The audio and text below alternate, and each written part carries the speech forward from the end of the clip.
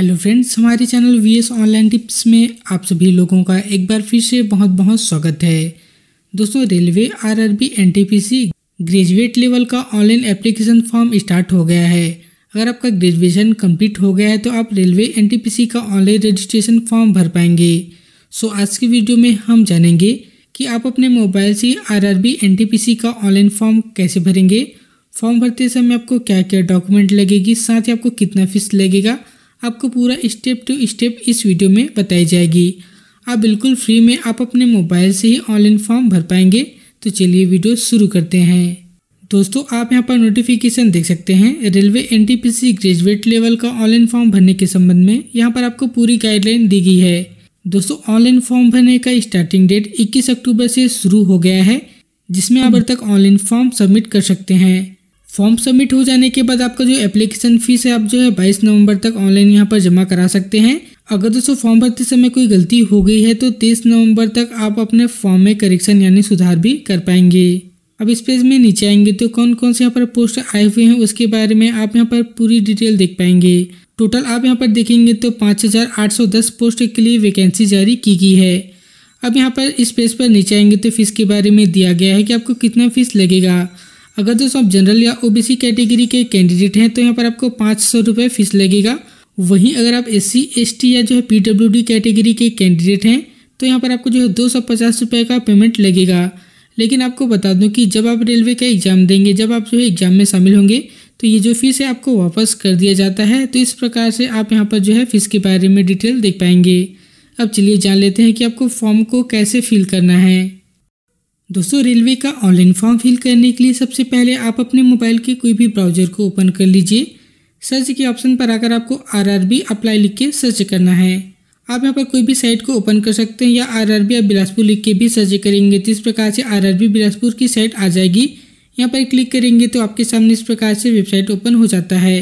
तो यहाँ पर आप जो है नॉन टेक्नीशियन पॉपुलर कैटेगरी यानी एनटीपीसी ग्रेजुएट लेवल का यहाँ पर जो है आपको ऑनलाइन यहाँ पर फॉर्म भरने के लिए लिंक जारी कर दिया गया है। फॉर्म सबमिट करने के लिए सिंपली आपको यहाँ पर इस लिंक पर क्लिक करना होगा और इस प्रकार से जो आरआरबी की ऑनलाइन फॉर्म भरने की ऑफिशियल जो पेज है ओपन हो जाती है। अब फॉर्म अप्लाई करने के लिए सिंपली अप्लाई लिखा हुआ आता है, यहाँ पर आप क्लिक कर दीजिए। जैसे फ्रेंड्स आप यहाँ पर क्लिक करेंगे आपके सामने इस प्रकार से देख सकते हैं साइन इन करने के लिए यहाँ पर कहा जा रहा है। दोस्तों, अगर आप रेलवे में पहले भी फॉर्म भर लिए हैं तो आपकी जो है अकाउंट है क्रिएट हो गई होगी, तो आपको यहाँ पर दोबारा अकाउंट बनाने की आवश्यकता नहीं है। आप डायरेक्ट लॉगिन करके फॉर्म को सबमिट कर सकते हैं। लॉगिन करने के यहाँ पर 2 मेथड है, या तो आप अपने आधार कार्ड के थ्रू लॉगिन कर सकते हैं या आपको आईडी पासवर्ड याद होगा तो उसके थ्रू भी आप यहाँ पर जो है लॉगिन कर पाएंगे। दोस्तों, अगर आपने आरआरबी में पहली बार फॉर्म भरे हैं तो उस कंडीशन में आपको नया यहाँ पर अकाउंट को बनाना पड़ेगा। तो अकाउंट बनाने के लिए नीचे क्रिएट एन अकाउंट लिखा हुआ आता है, यहाँ पर आप क्लिक कर दीजिए। जैसे आप यहाँ पर क्लिक करेंगे तो आपके सामने इस प्रकार से देख सकते हैं अकाउंट क्रिएट करने का पेज है ओपन हो जाता है। सबसे पहले यहाँ पर जो है कंट्री सिलेक्ट करने के लिए कहा जा रहा है, यहाँ पर क्लिक करेंगे। अगर आप इंडियन हैं तो यहाँ पर आपको इंडियन सिलेक्ट कर लेना है। नीचे आपको अपना पर्सनल इन्फॉर्मेशन है वह देना पड़ेगा। जो भी आप यहाँ पर डिटेल देंगे आप अपने 10th के मार्कशीट के अकॉर्डिंग ही आपको यहाँ पर डिटेल को फिल करना है। सबसे पहले फुल नेम लिखा हुआ आता है तो यहाँ पर आप अपना पूरा नाम एंटर कर दीजिए। जो भी आपकी 10th के सर्टिफिकेट में है उसी प्रकार से आपको स्पेलिंग को यहाँ पर रखना पड़ेगा। इसके बाद रीटाइप फुल नेम लिखा हुआ आता है तो यहाँ पर आप अपना नाम को दोबारा यहाँ पर जो है टाइप कर दीजिए। अगर आपने कभी पहले भी अपने नाम को चेंज किया है तो यहाँ पर देख सकते हैं यस पर क्लिक करेंगे। अगर आपने नहीं किया है तो यहाँ पर आपको नो पर क्लिक करना होगा। अब नीचे आपसे डेट ऑफ बर्थ पूछा जा रहा है, यहाँ पर क्लिक करेंगे तो इस प्रकार से कैलेंडर ओपन हो जाएगा। अब इस कैलेंडर से सबसे पहले यहाँ पर ईयर पर क्लिक करके आप अपने डेट ऑफ बर्थ की ईयर को सिलेक्ट करेंगे। उसके बाद मंथ को यहाँ से आपको स्क्रॉल करना होगा और यहाँ पर आपको डे पर क्लिक करेंगे तो आपका डेट ऑफ बर्थ यहाँ पर फिल हो जाता है। उसके बाद आपको रीटाइप डेट ऑफ बर्थ लिखा हुआ आता है तो यहाँ पर आप अपने डेट ऑफ बर्थ को दोबारा टाइप करके एंटर कर दीजिए। इसके बाद नीचे आपको जेंडर सिलेक्ट करना है, यहाँ पर क्लिक करेंगे। मेल फीमेल या ट्रांसजेंडर जो भी आपकी जेंडर होगी यहाँ से आप अपना जेंडर सिलेक्ट कर सकते हैं। उसके बाद रीसिलेक्ट जेंडर लिखा हुआ आता है, यहाँ पर क्लिक करके दोबारा आप अपने जेंडर को यहाँ पर जो है कन्फर्म कर लेंगे। अब नीचे देखेंगे तो फादर्स नेम लिखा हुआ आता है तो यहाँ पर आप अपना फादर्स नेम डालेंगे। 10th के मार्कशीट के ही अकॉर्डिंग आपको यहाँ पर फादर्स नेम की स्पेलिंग को रखना होगा। नीचे आपको दोबारा अपना फादर्स नेम डाल के यहाँ पर आपको कन्फर्म कर देना है। उसके बाद आगे यहाँ पर देखेंगे तो मदर्स नेम लिखा हुआ आ रहा है। यहाँ पर आप अपने मदर्स नेम को एंटर कर देंगे। उसके बाद रीटाइप पर क्लिक करके दोबारा मदर्स नेम को एंटर करेंगे और यहाँ पर जो है कन्फर्मेशन हो जाएगा।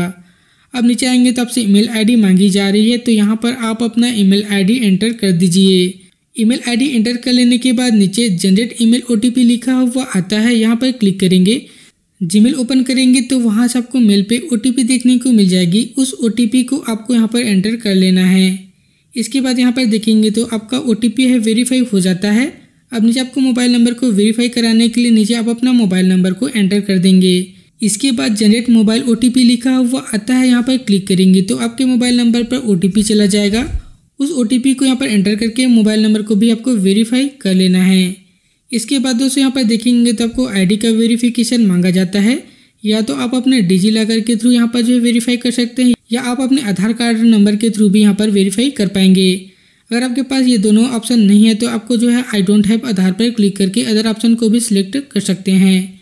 अगर आपको आधार कार्ड से वेरिफिकेशन करना है तो सेकेंड नंबर पर वेरिफिकेशन थ्रू आधार कार्ड लिखा हुआ आता है, यहाँ पर क्लिक कर दीजिए। जैसे ही आप यहाँ पर क्लिक करेंगे तो आपके सामने इस प्रकार से देख सकते हैं आधार कार्ड नंबर डालने का जो ऑप्शन आ जाएगा। यहाँ से आप अपने आधार कार्ड का नंबर डाल दीजिए। इसके बाद जनरेट आधार ओटीपी पर क्लिक करेंगे तो आपके आधार कार्ड पर जो मोबाइल रजिस्टर है उस मोबाइल नंबर पर एक ओटीपी चला जाएगा। उस ओटीपी को आपको यहाँ पर डालकर आप अपने आधार कार्ड का वेरिफिकेशन यहाँ पर करा सकते हैं। वेरिफिकेशन हो जाने के बाद इस प्रकार से एक कन्फर्मेशन है, यहाँ पर आपको चेक मार्क करना होगा। और दोस्तों नीचे आपको नया पासवर्ड बनाने के लिए यहाँ पर कहा जा रहा है। पासवर्ड बनाने के यहाँ पर कुछ कंडीशन दिए गए हैं, जैसे कि capital letter, small letter, special character और नंबर को यूज़ करते हुए आपको मिक्स पासवर्ड यहाँ पर बना लेना है। पासवर्ड बना लेने के बाद उसी पासवर्ड को नीचे डालकर आपको कंफर्म कर लेना होगा। इसके बाद दोस्तों नीचे जो भी कैप्चा कोड है इस कैप्चा कोड को आपको फिल कर लेना है। इसके बाद I am not a robot लिखा हुआ आता है, यहाँ पर क्लिक कर दीजिए। इसके बाद दोस्तों preview and create an account लिखा हुआ आता है, यहाँ पर क्लिक करेंगे तो आपकी एप्लीकेशन यहाँ पर देखने को मिल जाएगी। और आपको ओके के बटन पर क्लिक करेंगे तो आपके इस प्रकार से आपका अकाउंट है क्रिएट हो जाएगा और आपको यहाँ पर जो है लॉगिन करने का पेज है दोबारा देखने को मिल जाती है। अब दोस्तों आपको लॉगिन करने के लिए या तो आप अपने आधार कार्ड के थ्रू लॉगिन कर सकते हैं, तो इसके लिए लॉगिन विथ आधार पर क्लिक कर दीजिए। यहाँ पर आप अपना जो आधार कार्ड पे रजिस्टर्ड मोबाइल नंबर एंटर करेंगे। जनरेट ओटीपी पर क्लिक करके यहाँ से ओटीपी डालकर भी आप लॉगिन कर सकते हैं। या दोस्तों आप अपने आरआरबी के अकाउंट से भी लॉगिन कर सकते हैं। लॉगिन विथ आरआरबी अकाउंट लिखा हुआ आता है, यहाँ पर क्लिक कर दीजिए। यहाँ से आप जो है आरआरबी में रजिस्टर्ड मोबाइल नंबर एंटर करेंगे। जो भी आपने पासवर्ड बनाया होगा उस पासवर्ड को एंटर कर दीजिए और लॉगिन कर लीजिए। मान लीजिए दोस्तों अगर आपने पहले फॉर्म भरा हुआ है वहाँ से अगर आप अपना जो पासवर्ड भूल गए हैं तो नीचे आपको फॉरगेट पासवर्ड का भी ऑप्शन देखने को मिल जाएगा। यहाँ पर क्लिक करेंगे तो देख सकते हैं पासवर्ड को आपको फॉरगेट करना है। पासवर्ड फॉरगेट करने के लिए यहाँ पर आप अपना रजिस्टर्ड मोबाइल नंबर एंटर करेंगे। यहाँ पर क्लिक करके इस जो है कैलेंडर से आप अपने डेट ऑफ बर्थ को सिलेक्ट कर लीजिए। इसके बाद I am not a robot पर क्लिक करके प्रोसीड के बटन पर क्लिक करेंगे। इसके बाद फॉर्म भरते समय जो आपने ईमेल आईडी दिया हुआ है उस ईमेल आईडी पर आपका जो है पासवर्ड चला जाएगा।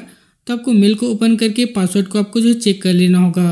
पासवर्ड चेक कर लेने के बाद दोस्तों आप यहाँ पर देखेंगे तो दोबारा आपको लॉगिन करना है। लॉगिन करने के लिए जो भी आपकी ईमेल आईडी पे पासवर्ड आया होगा उस पासवर्ड को डाल देंगे। इसके बाद I am not a robot पर क्लिक करके आपको लॉगिन कर लेना है। जैसे ही दोस्तों आप यहाँ पर लॉगिन करेंगे तो देख सकते हैं 2 फैक्टर ऑथेंटिकेशन का इस प्रकार से ऑप्शन आ जाएगा। इसके बाद आपके आधार कार्ड पे जो मोबाइल नंबर रजिस्टर है उस पर एक ओटीपी चला जाएगा। उस ओटीपी को आपको यहाँ पर एंटर करना होता है और यहाँ पर आपको लॉगिन कर लेना है। जैसे दोस्तों आप यहाँ पर लॉगिन करेंगे आपका प्रोफाइल इस प्रकार से लॉगिन हो जाएगा। इसके बाद जैसे ही आप इस पेज पे नीचे आएंगे आपको ऑनलाइन एप्लीकेशन फॉर्म लिखा हुआ आता है, यहाँ पर आपको क्लिक करना है। अब दोस्तों यहाँ पर देखेंगे तो पोस्ट के बारे में यहाँ पर जो डिटेल बताया गया है। नॉन टेक्नीशियन पॉपुलर कैटेगरी यानी एनटीपीसी ग्रेजुएट लेवल का यहाँ पर जो है वैकेंसी जारी किया गया है, जिसमें आप 20 नवंबर तक फॉर्म अप्लाई कर सकते हैं। सबसे पहले आपको आरआरबी जोन को सिलेक्ट करना है। किस जोन से आप अप्लाई करना चाहते हैं उसे आप सिलेक्ट कर दीजिए। यहाँ पर क्लिक करेंगे तो सभी जोन का नाम आ जाएगा। तो आपको जिस जोन में फॉर्म अप्लाई करना होगा उस जोन को आप यहाँ से सिलेक्ट कर सकते हैं। इसके बाद दोस्तों यहाँ पर जो भी बॉक्स दिया गया है यहाँ पर आपको चेक मार्क कर लेना होगा और नीचे आपको नेक्स्ट का बटन है, यहाँ पर आपको क्लिक करना है। जैसे ही आप यहाँ पर क्लिक करेंगे तो फॉर्म भरने के यहाँ पर जो अलग अलग स्टेप बताए गए हैं ये सारे स्टेप आपको जो अच्छे से देख लेना है। इसके बाद देखेंगे तो पर्सनल डिटेल में पहले से जो आपका बेसिक इन्फॉर्मेशन है, रजिस्ट्रेशन करते समय जो आपने डिटेल दिया हुआ है वह यहाँ पर आपको पहले से फिल हुआ आ जाता है। अब नीचे देखेंगे तो मैरिटल स्टेटस पूछा जा रहा है। तो दोस्तों अगर आप जो अनमैरिड है तो अनमैरिड पर क्लिक कर दीजिए, अगर आप मैरिड हैं तो मैरिड पर आपको क्लिक करना होगा। इसके बाद रिलीजन यानी धर्म पूछा जा रहा है, हिंदू मुस्लिम क्रिश्चियन जो भी आपकी धर्म होगी यहाँ से आप अपना जो है धर्म सेलेक्ट कर दीजिए। इसके बाद मदर टंग यानी आपकी मातृभाषा पूछी जा रही है, तो यहाँ पर क्लिक करेंगे तो सभी अलग अलग यहाँ पर जो लैंग्वेज आ जाएंगे। तो आपकी कौन सी मातृभाषा है उसे आप यहाँ पर सिलेक्ट कर सकते हैं, हिंदी होगा तो आप यहाँ पर हिंदी पर क्लिक कर दीजिए। इसके बाद दोस्तों आगे आपसे जो एग्जामिनेशन की यहाँ पर जो है लैंग्वेज पूछी जा रही है, तो कौन सी भाषा में आप परीक्षा देना चाहते हैं, हिंदी इंग्लिश मराठी उर्दू, जिस लैंग्वेज से आपको एग्जाम देना है उस लैंग्वेज को आप यहाँ पर सिलेक्ट कर सकते हैं। इसके बाद यहाँ पर देखेंगे तो आइडेंटिफिकेशन मार्क्स यहाँ पर पूछा जा रहा है, यानी कि आपकी कोई पहचान चिन्ह यहाँ पर आपको एंटर करना है। जैसे कि दोस्तों आपके कहीं फेस पर कट का निशान है, तिल का निशान है, जो भी आपके आइडेंटिफिकेशन मार्क्स है उसे आपको यहाँ पर एंटर करना होगा। दोबारा आप यहाँ पर जो है सेकेंड आइडेंटिफिकेशन मार्क्स जहाँ पर पूछा जा रहा है उसे भी आप यहाँ पर अपने हिसाब से एंटर कर दीजिए। इसके बाद यहाँ पर कम्युनिटी लिखा हुआ आता है, यहाँ पर क्लिक करके यहाँ से आप अपना कैटेगरी सिलेक्ट कर सकते हैं।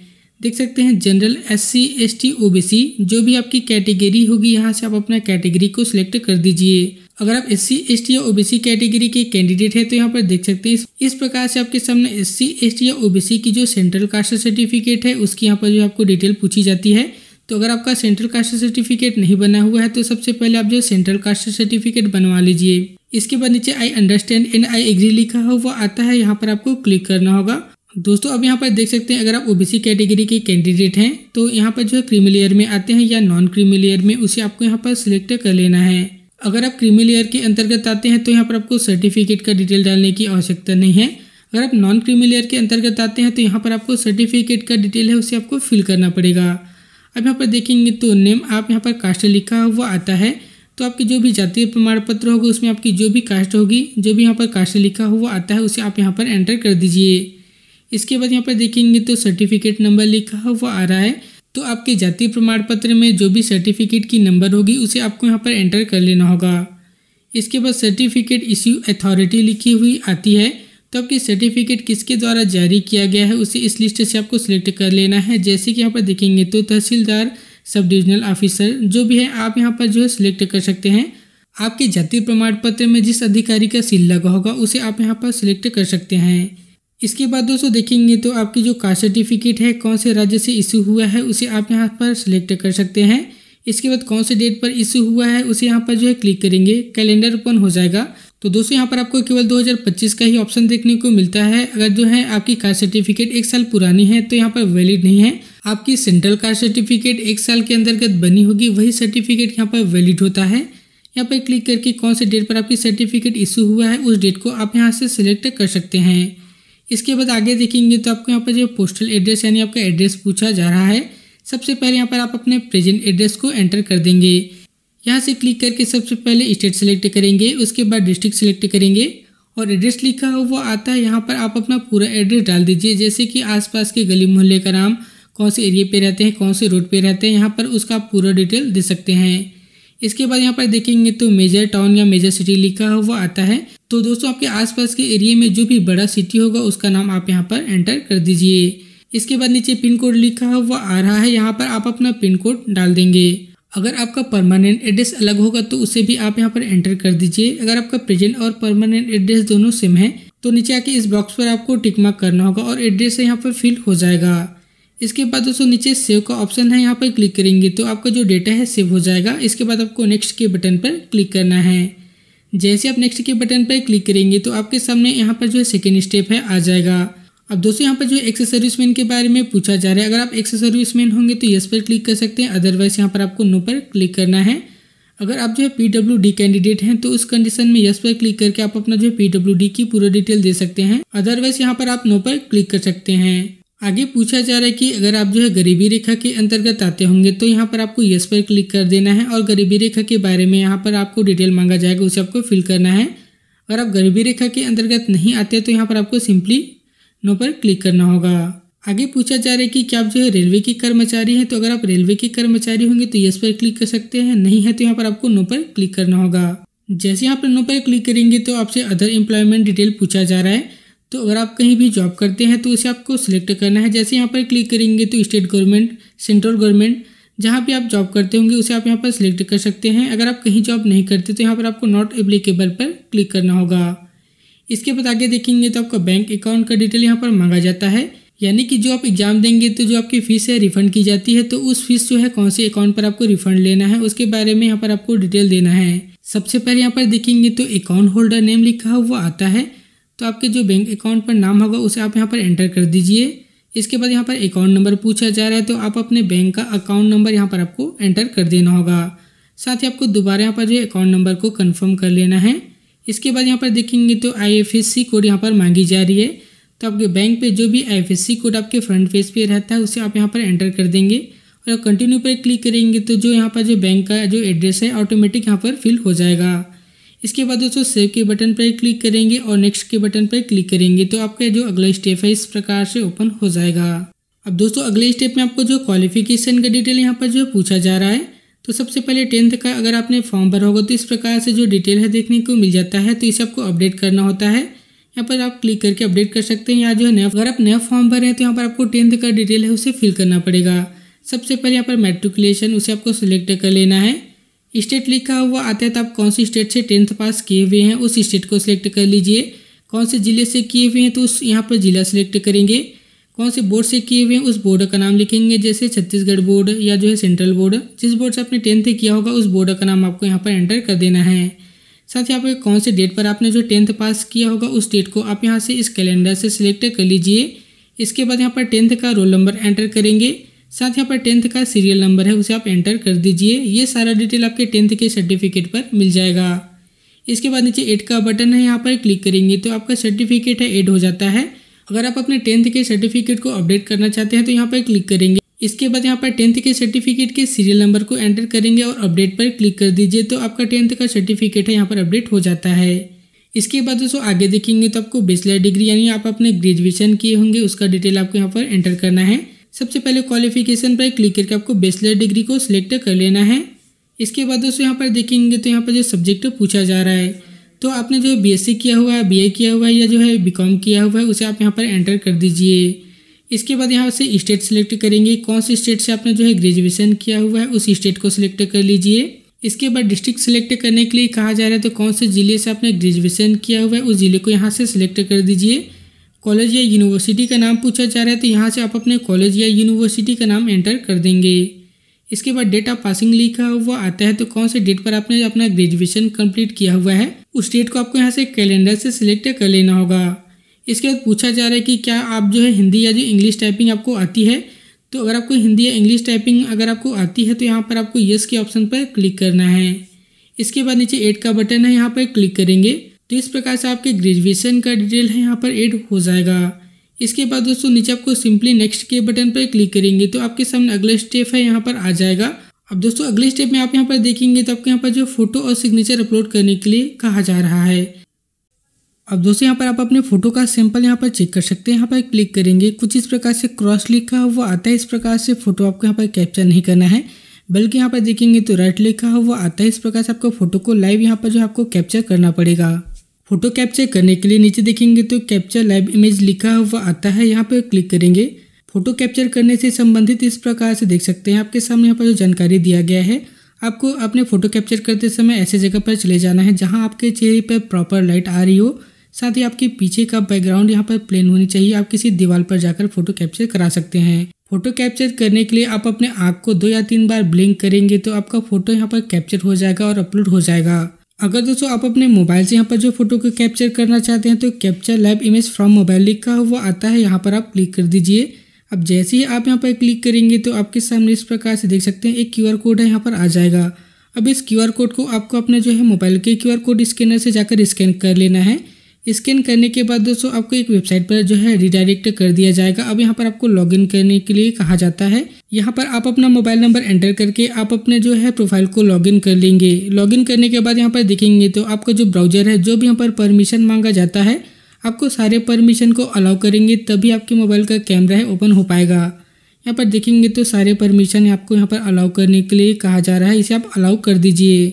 जैसे ही आप सारे परमिशन को अलाउ करके एग्री करेंगे तो आपके सामने इस प्रकार से देखेंगे तो आपका जो फ्रंट कैमरा है ओपन हो जाएगा।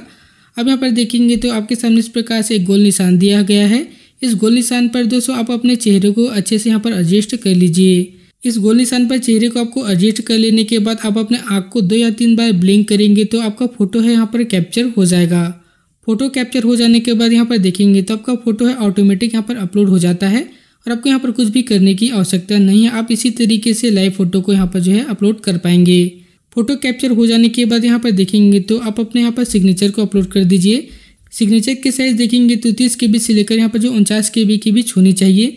सबसे पहले आप अपने जो सिग्नेचर को रिसाइज कर लीजिए। इसके बाद ब्राउज के ऑप्शन पर क्लिक करेंगे। फाइल में जाकर आपको सिग्नेचर को यहाँ पर अपलोड कर देना होगा। सिग्नेचर अपलोड हो जाने के बाद यहाँ पर इस बॉक्स पर आपको चेक मार्क कर लेना है। बॉक्स पर चेक मार्क करने के बाद दोस्तों आप यहाँ पर देखेंगे तो आपके सामने इस प्रकार से सेव का ऑप्शन है, यहाँ पर आपको क्लिक करना है। सेव करने के बाद नेक्स्ट पर क्लिक करेंगे तो आपके सामने यहाँ पर अगले स्टेप है आ जाएगा। अब दोस्तों यहाँ पर देखेंगे तो कौन कौन से पोस्ट को आप यहाँ पर प्राथमिकता क्रम में यहाँ पर देना चाहते हैं उसे यहाँ पर आपको सिलेक्ट करना है। यहाँ पर देखेंगे तो 4 यहाँ पर पोस्ट दिया गया है, तो आप जिस पोस्ट को प्राथमिकता क्रम फर्स्ट में रखना चाहते हैं उसे आप पहले सिलेक्ट कर दीजिए। सेकंड में प्राथमिकता क्रम जिस पोस्ट को रखना चाहते हैं उसे आपको सेकंड पर क्लिक कर देना होगा। इसी प्रकार से प्लस के आइकन पर क्लिक करके सभी पोस्ट को आप यहाँ पर ऐड कर लीजिए। इसके बाद दोस्तों नीचे आएंगे तो जितने भी यहाँ पर बॉक्स है सभी पर आपको चेक मार्क कर लेना है। इसके बाद प्लेस पर यहाँ पर आप अपने जो एरिया का नाम या आप अपने सिटी का नाम लिख लीजिए। अब नीचे देखेंगे तो सेव का ऑप्शन है, यहाँ पर आपको क्लिक करना होगा और प्रीव्यू एप्लीकेशन पर क्लिक कर दीजिए। जैसे ही आप यहाँ पर क्लिक करेंगे तो आपके एप्लीकेशन फॉर्म का प्रीव्यू है यहाँ पर देखने को मिल जाएगा। जो भी आप डिटेल दिए हैं अच्छे से चेक कर लीजिए। सारे डिटेल सही होने के बाद आई हैव चेक्ड पर यहाँ पर आपको चेक मार्क करना होगा और यहाँ पर आपको सबमिट कर देना है। अगर कोई गलती हो गई है तो यहाँ से आप अभी भी एडिट कर पाएंगे। दोस्तों जैसे ही आप यहाँ पर क्लिक करेंगे तो आपके सामने सबमिट का ऑप्शन आएगा, यहाँ पर आपको क्लिक करना है और इस प्रकार से आपके सामने पेमेंट करने वाला जो पेज है आ जाएगा। अब यहाँ पर देख सकते हैं पेमेंट करने के लिए नीचे आपको पे विथ SBI ई-पे लिखा हुआ आता है, यहाँ पर क्लिक कर दीजिए। इस बॉक्स पर आपको चेक मार्क करना है और प्रोसीड के बटन पर आपको क्लिक करना है। जैसे ही आप यहाँ पर क्लिक करेंगे तो आपके सामने यहाँ पर कार्ड का डिटेल मांगा जाता है, तो जिस कार्ड से आपको पेमेंट करना है उस कार्ड का डिटेल आपको यहाँ पर एंटर करना है, जैसे कि कार्ड का नंबर, कार्ड होल्डर का नाम, एक्सपायरी डेट, CVV नंबर डाल के आपको नीचे देखेंगे तो पे नाउ पर क्लिक करना है। जैसे फ्रेंड्स आप पे नाउ के ऑप्शन पर क्लिक करेंगे आपके सामने इस प्रकार से देखेंगे तो जो आपके बैंक पर रजिस्टर्ड मोबाइल नंबर है उस मोबाइल नंबर पर OTP चला जाएगा। उस OTP को आपको यहाँ पर एंटर कर देना है और मेक पेमेंट पर क्लिक कर दीजिए। जैसे आप मेक पेमेंट पर क्लिक करेंगे थोड़ा सा वेट करने के बाद यहाँ पर देख सकते हैं आपका पेमेंट है यहाँ पर सक्सेसफुल हो जाता है।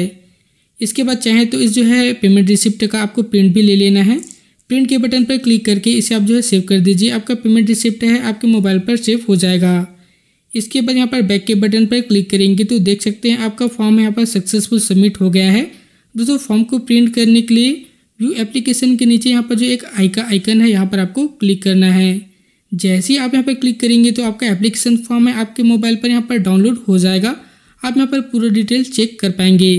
सो दोस्तों देख सकते हैं इस प्रकार से आप अपने मोबाइल की मदद से ही बिल्कुल फ्री में घर बैठे ही रेलवे NTPC का ऑनलाइन फॉर्म भर पाएंगे। तो यह वीडियो आपको कैसी लगी नीचे कमेंट करके ज़रूर बताएं। ऐसी ही और वीडियो पाने के लिए जल्दी से चैनल को सब्सक्राइब कर लीजिए।